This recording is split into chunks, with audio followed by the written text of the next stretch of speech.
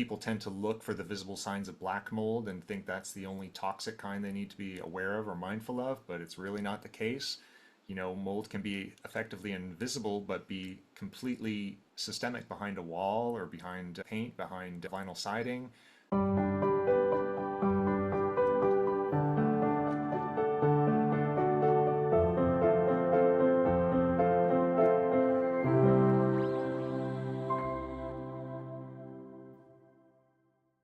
Hi, are you dealing with brain fog or difficulty concentrating or even weight gain, but aren't sure what the cause could be?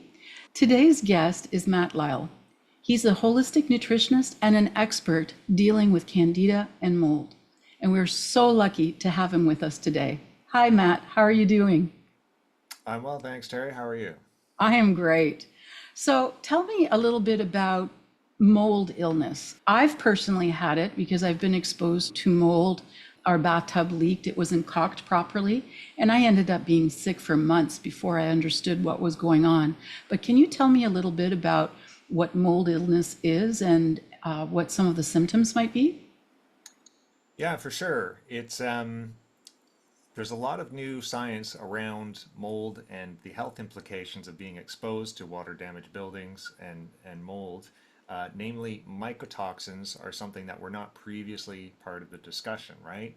Typically, when you thought about mold, you might be aware of spores, and spores are traditionally tested using traditional air testing methods. But mycotoxins are metabolites of mold that can still really impact our health insidiously. People tend to not attribute them to their environment because it's so slow acting. And again, we typically just attribute these things to getting older or bad luck or genes and things like that. But if you compare the two, um, a mold spore is like the size of a softball, and a mycotoxin is like the size of a grain of sand, Wow. right? So a mold spore is kind of like the reproductive function of mold, right? How it spreads, whereas the mycotoxins are like secondary metabolites that are effectively like a defense mechanism. So both can cause health implications, but the mycotoxins is part, as I say, of this new understanding about how mold affects our health, and the symptoms that it can produce in people can be really wide ranging. Chronic migraines is one that comes up a fair bit. Circulatory issues are quite common because, of course, we can inhale and respire these really minute and microscopic mycotoxins, which can get into the bloodstream and cause problems. Other things like brain fog and fatigue, as you mentioned, common to a lot of other things. They feel like really vague and non-specific symptoms. Could be candida, could be mold. They're both fungal in nature, right? So we have to kind of be mindful and discerning about what the source may be. But then traditional symptoms that you wouldn't commonly associate with mold, asthma, respiratory issues, those can take place too.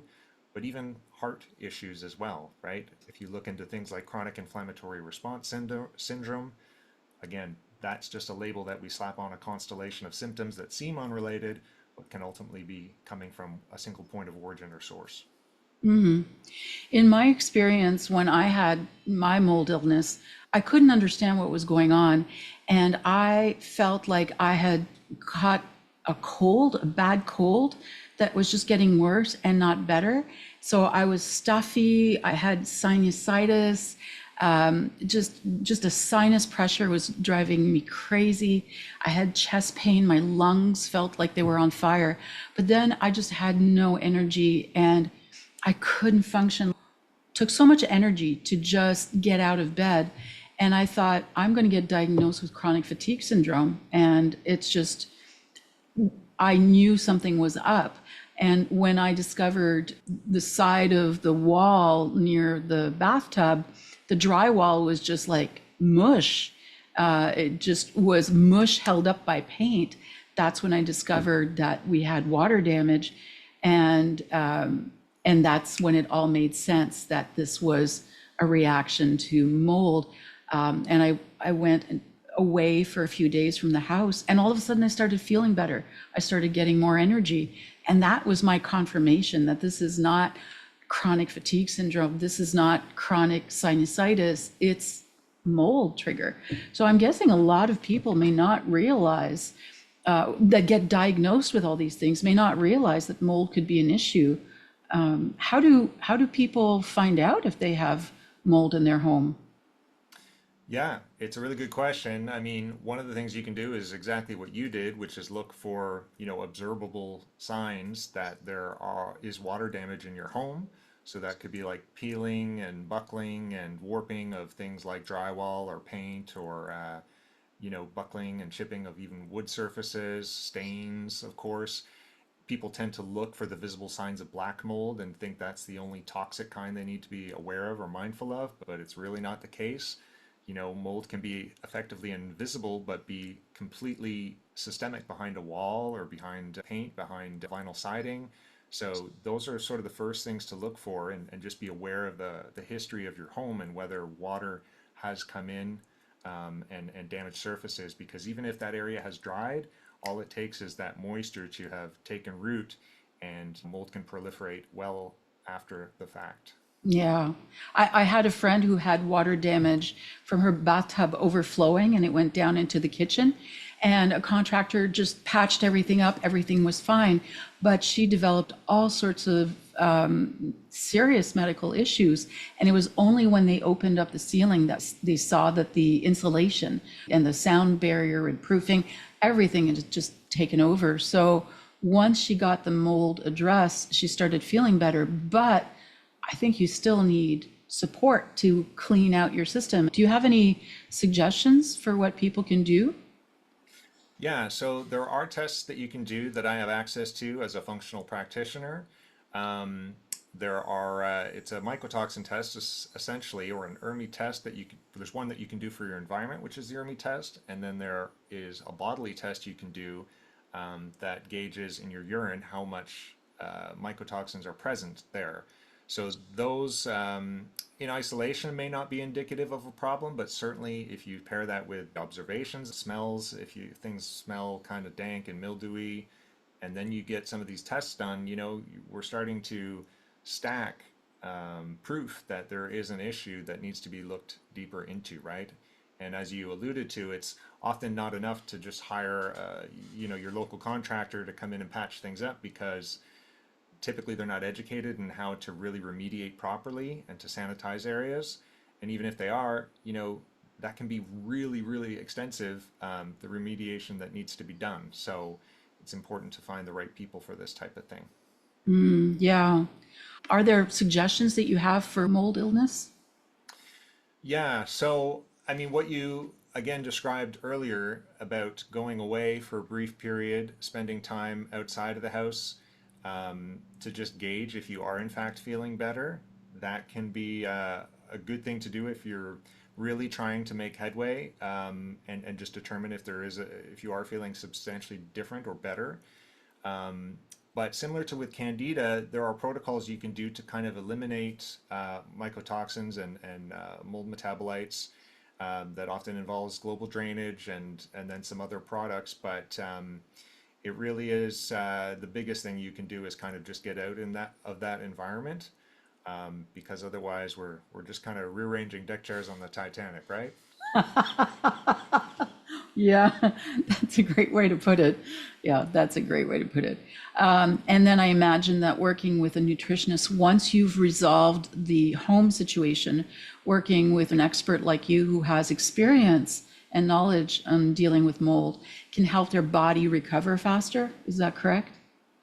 Yeah, absolutely. There is ultimately a diet that, even if your mold exposure is just due to your environment, water damage, for example, there are foods that you can sort of eliminate or eat less of to lower the body burden, because so many grains and coffee, chocolate, nuts, legumes can harbor mold. So you'd want to try and avoid those to the best of your ability, just to lower the kind of overall body burden. But certainly, we'd be looking at strengthening your immunity, in the process of developing a customized diet plan for you, so that you're giving your body the best fighting shot. Yeah, I think that's really important. I'm going to jump in with a tip of my own. I have had so much experience with mold myself, unfortunately, and did a lot of research. But if you do find mold in your home, the first thing people think of is putting bleach. And bleach is the worst thing you could put on mold because there's a chemical reaction that happens, and that creates a vapor that is 10 times more toxic than the mold itself. The experts told me when they came to my home. So, what you don't want to do is put bleach. Vinegar is a great option. I had mold still on my cement in the basement, and I kept trying to clean it with bleach at the time, and it just kept coming back. So dish Dawn soap is a great way to wash surfaces. For some reason, not trying to pitch a particular brand, but this is what the expert told me, is that the dish Dawn soap will work great at removing things from hard surfaces, and then treating things with vinegar will kill mold more effectively. Thyme oil is also another one that's really effective. And even in your laundry, you can add vinegar. Do a wash without soap, just with vinegar first, and then with the detergent to try and get the mold spores out of fabrics. So those are some of the tips that I've learned in dealing with the environment. But Matt, I see your head nodding. You've heard these things too? Well, yeah, just to touch upon the thyme oil that you mentioned, I've become introduced to a product called Benefect. Yes, Benefect, if I'm not mistaken. it is. So I used to volunteer and clean a local yoga studio, and to their credit, this is what they had on hand to clean the showers and the facilities with. And it is very pungent and strong, but it's actually a pleasant smell. And I can't, I think I purchased it on Amazon, so it's very accessible. But if you're looking to purchase something in bulk, that might be the way to go. Yeah, when we did mold remediation in our house, they actually tented the bathroom and did the negative air pressure and had the hazmat suits just so that we wouldn't spread the mold in the house. And I told them that I'm severely asthmatic, like you can't use chemicals. And they said, chemicals don't work. We have to use the natural stuff. We use Benefect. So we spray the wood studs and every aspect of the building with the Benefect, and they had me smell it, and it didn't trigger my asthma. Asthma safe. It's a natural product, and they themselves said it worked better than any chemicals you could find. So please, if you're watching this and you do have mold, look for that product. It is what the experts use, and stay away from the chemicals and the bleach, no matter what the promo and the advertising says. And you can even diffuse thyme essential oil in your home to help with anything airborne, in addition to having HEPA filters, for example, can really help. Any final thoughts or suggestions to our viewers, Matt? Well, first of all, I want to get the name of the remediators that you contracted at the end of this. It sounds like they're doing the right stuff, but that's not everybody out there that's treating water damaged buildings and moldy environments. So that's fantastic. Um, yeah, the only other thing that I might encourage as part of your lifestyle, if you're trying to detox, is to try and sweat on a regular basis. Have daily bowel movements. Again, it kind of ties in with the whole global drainage thing, but make sure your body is regularly cycling out these types of things will give you the best sort of chance of fighting back. That is fantastic. And to you, our viewers, if you've ever had to deal with mold, whether it's recently or years ago, and you didn't properly remove these toxins, please reach out to Matt. Sometimes we have lingering issues when we've been exposed to mold, and I know I did. And so my biggest recommendation is to reach out to someone who specializes in dealing with mold. And Matt not only has the experience with mold, but he also has experience with candida. And he can really help you identify where your symptoms are coming from. And we will have a link to his Shine.Online profile in the comments. You can reach Matt directly and book a discovery call with him. So thank you so much, Matt, for meeting with us today and for your wealth of information. This is an exciting topic. I love talking about this type of information. Not a lot of people know about mold specifically. So we're really grateful that you came on and shared some of your knowledge with us today. Thank you. My pleasure. Yeah, it can affect people vastly differently. So just because you don't, present with the telltale signs of asthma or congestion in the lungs, don't think that it might not still be affecting you. Yeah, that's a really good point. Thanks again for all your knowledge. And to you, our viewers, we love you and we can't wait to see you in the next video.